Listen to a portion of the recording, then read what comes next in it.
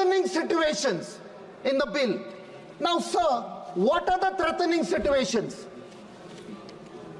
With what is happening in my state, I will say, reckless cutting of hills leading to landslides. It's happening in Uttarakhand, it is happening in other states, it has happened in Wayanad, cutting of forests, cutting of trees, diversion of rivers, including River Madai, dredging of rivers. That means you are harming the ecology. Filling of low-lying areas, illegal sand mining, illegal quarrying, cutting of mangroves. Mangroves is the first line of defense in case of a tsunami or floods. We are not serious about tackling the disasters.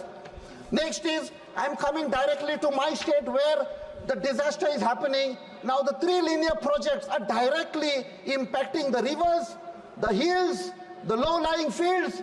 For what, sir? To benefit what? We are only transporting coal. Coal becomes a bigger danger. It is going to become a bigger disaster. And sir, even the expansion of national highways, what we are doing, we have to be little careful.